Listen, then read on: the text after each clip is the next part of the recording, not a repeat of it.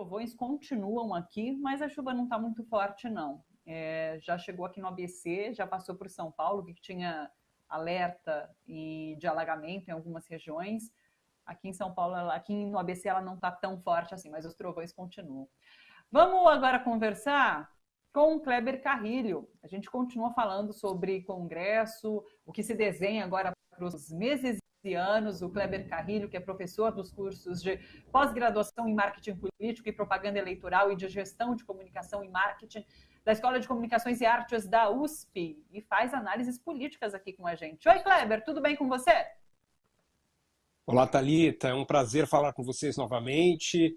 Num momento tão conturbado da nossa vida política e, infelizmente, isso tem se repetido, né? Sempre quando a gente conversa, tem algum problema muito sério acontecendo. Uma pena.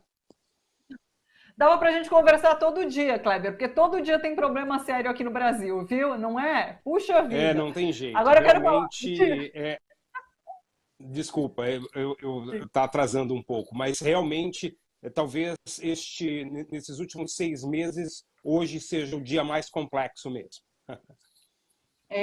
Você, inclusive, escreveu aqui nas redes que essa eleição ela começa a definir o que vai ser a disputa de 2022.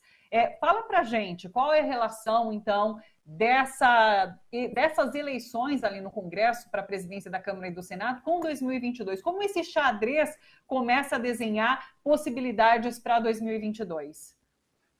Em primeiro lugar, e eu acho que é importante que a gente repita isso, essa eleição, essas eleições no Congresso fazem parte de uma estratégia, primeiro, para a sobrevivência do presidente Bolsonaro. Ele precisava de alguém,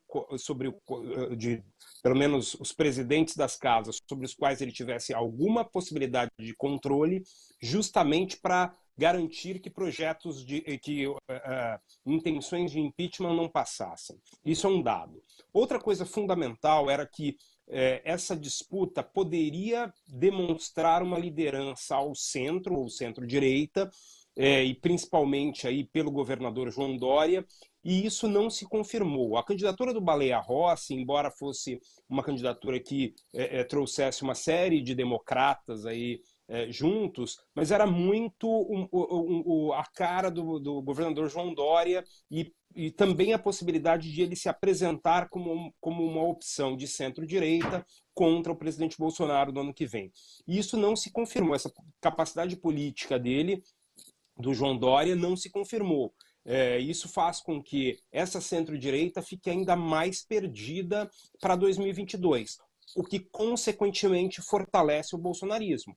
Porque numa disputa, por exemplo, entre Bolsonaro e Lula, se for o caso, se houver o fim dos processos do ex-presidente Lula, se houver essa disputa, a centro-direita tende a, de novo, como aconteceu em 2018, fechar com Bolsonaro, estar ao lado de Bolsonaro, provavelmente num segundo turno. Então, para o bolsonarismo, foi uma vitória muito grande a derrota de João Dória, a incapacidade de João Dória ser um líder nacional e ter alguma possibilidade de negociação no Congresso. Eu conversei com a Sinara Menezes, quando foi? Foi ontem que eu conversei com ela? Foi, na segunda-feira. E ela falou sobre como essa direita liberal é o bolsonarismo dentro do armário. E bastou liberação de emenda, bastou oferecimento de ministérios ali para que ela saísse do armário, se bandeasse para o lado do bolsonarismo e ajudasse a eleger o candidato ali à presidência da Câmara. E daí, nesse sentido, essas eleições no Congresso deixam claro que é muito difícil a formação de uma frente ampla, como se vinha discutindo de alguma forma, não é, Kleber? Então, você sabe que ontem, num dos comentários nas minhas redes sociais, até o Charley Luz, um professor que às vezes está aí na TVT também comentando, ele fez um comentário interessante que foi quem conseguiu uma frente ampla foi o Bolsonaro, né, no final das contas. Porque realmente ele conseguiu buscar uma parte da centro-direita que tem uma certa vergonha de estar ao lado de Bolsonaro. Mas ele conseguiu levar essas pessoas a apoiarem, neste momento, uma opção próxima a ele. Agora, no ano que vem, é possível que essa centro-direita tenha um candidato num primeiro turno. Mas, repito, que num segundo turno contra, por exemplo, um candidato do PT, que seja o ex-presidente Lula, que seja outro, essa centro-direita tende novamente a voltar. Então, isso é muito interessante, porque essa união que as esquerdas têm uma dificuldade tremenda de conseguir, a direita tem conseguido, né? Tanto quando elegeu Bolsonaro, quanto nestes momentos-chave para a manutenção de um certo poder.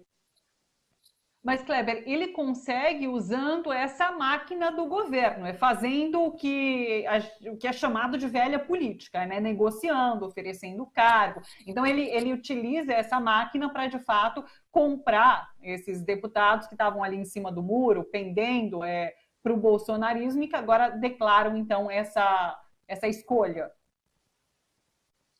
Sim, a prática é sempre a mesma, né? O executivo no Brasil tem muita força, né? Principalmente com esse mecanismo da liberação das emendas, o que é muito perigoso para qualquer ambiente político, porque isso traz para o executivo uma possibilidade de controle sobre o legislativo que é muito ruim para a democracia. E isso acontece desde a redemocratização. Então é um problema que a gente precisa, em algum momento, encarar. Né?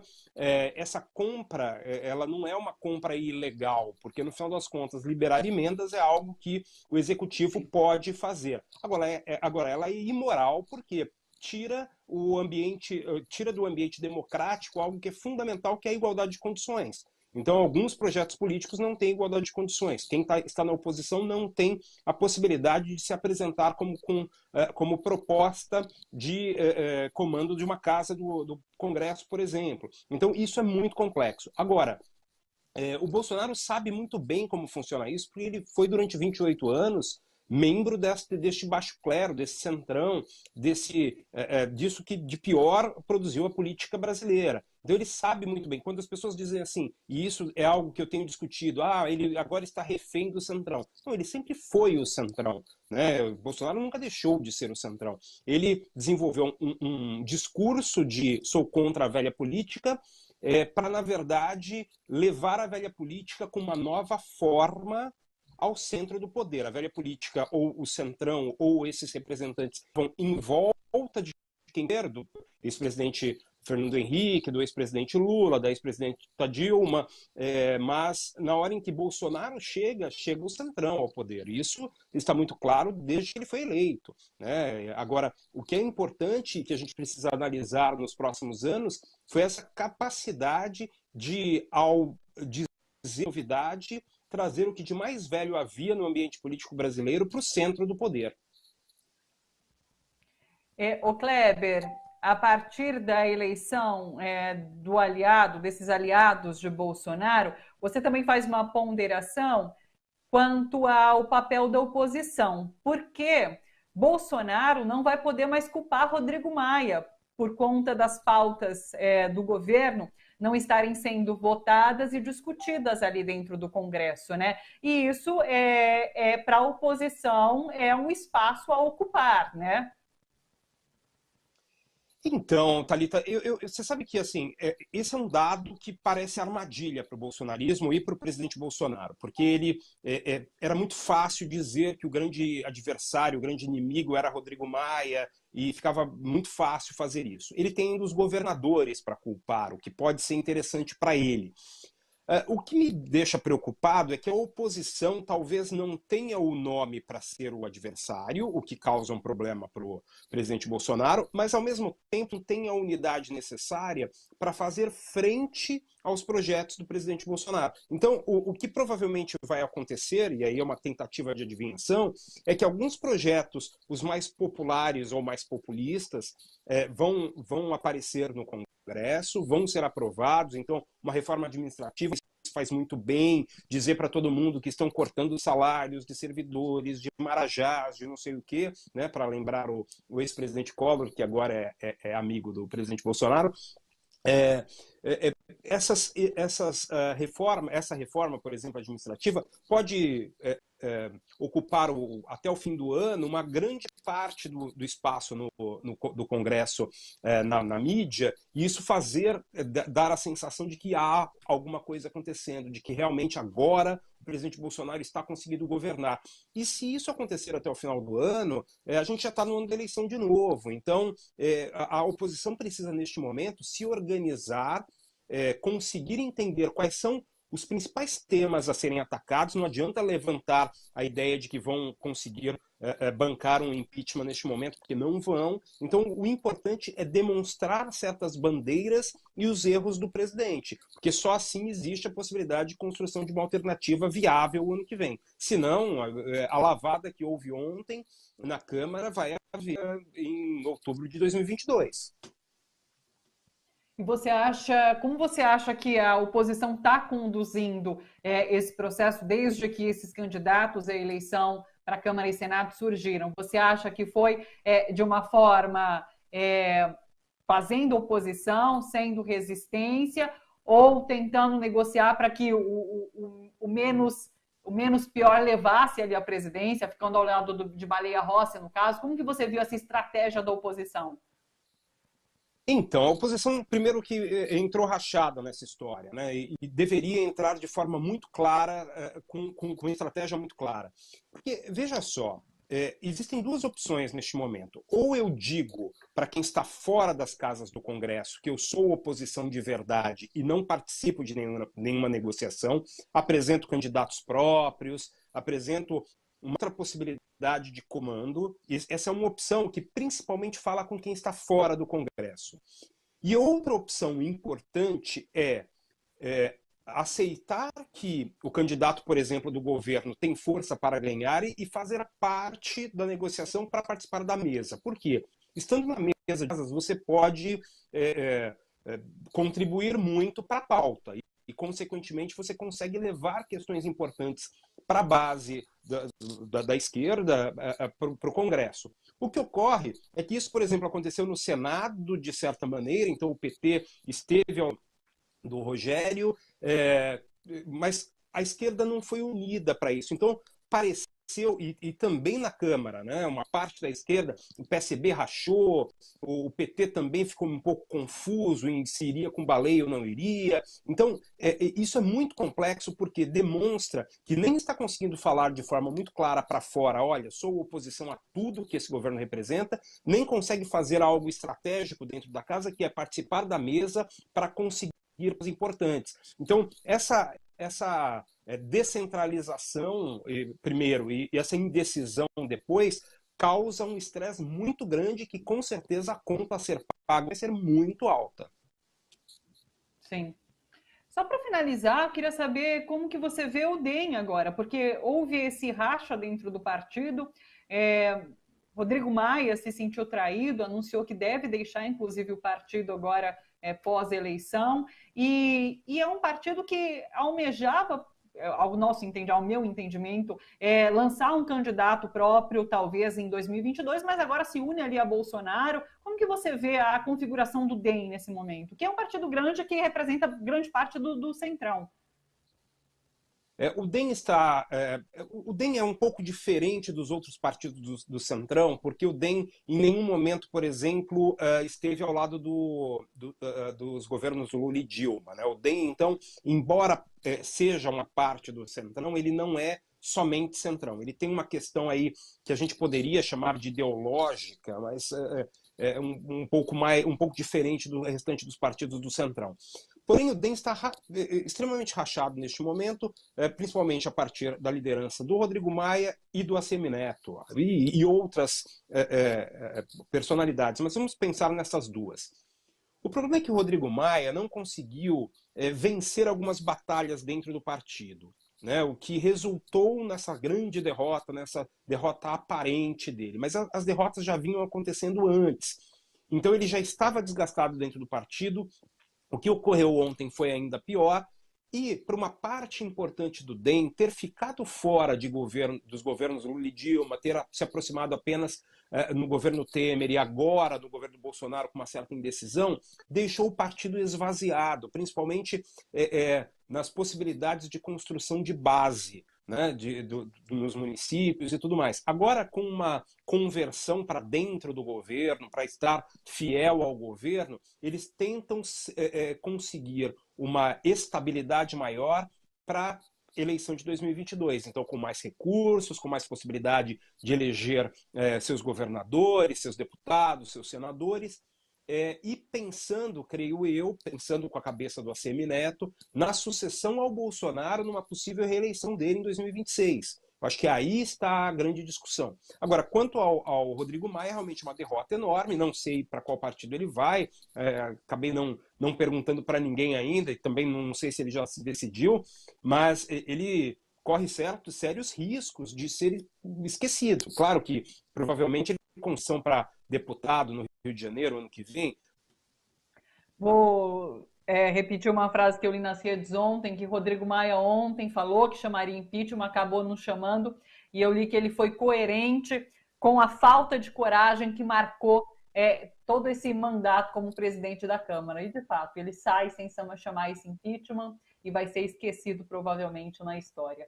Ô, Kleber, vamos finalizar esse capítulo política e quero chamar aqui o capítulo pandemia, porque o Kleber, ele mudou para Portugal, está morando em Portugal, e a gente sabe nesse momento que Portugal tornou-se, nessa última semana, o país com o maior número de novos casos de Covid-19, o maior número de mortos por milhão de habitantes em todo o mundo.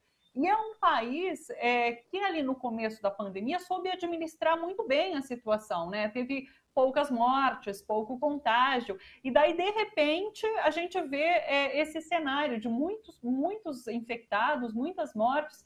Você sabe, dá para a gente fazer uma avaliação? Você consegue nos dizer o que aconteceu? Houve um relaxamento grande das medidas no país? Como que você tem percebido? Olha, Thalita, é complicado porque assim, os portugueses todos estão tendo essa discussão. O que aconteceu? Né? Tanto os políticos quanto a população em geral, o que houve para que Portugal entrasse neste estresse que está hoje? Ocorre que Portugal, na minha visão, e aí não sou epidemiologista para dar dados muito claros, mas assim, Portugal não teve a primeira onda. Portugal teve um ápice de mortes, que foram 35 mortes em abril, e depois, principalmente ali nos meses de agosto, setembro, tinha uma ou nenhuma morte por dia. Isso fez com que a população, em nenhum momento dessa pandemia, tivesse realmente uma preocupação com um isolamento total. Então, houve lá em março, abril, um pouco de isolamento, houve o fechamento de restaurantes e tudo mais, mas logo depois houve a abertura. Inclusive, se você viesse para cá em agosto, setembro, você poderia ir ao bar, ir ao restaurante, poderia andar na rua sem máscara, a utilização de máscaras só era necessária dentro de estabelecimentos, mas não fora. Então era tudo muito tranquilo.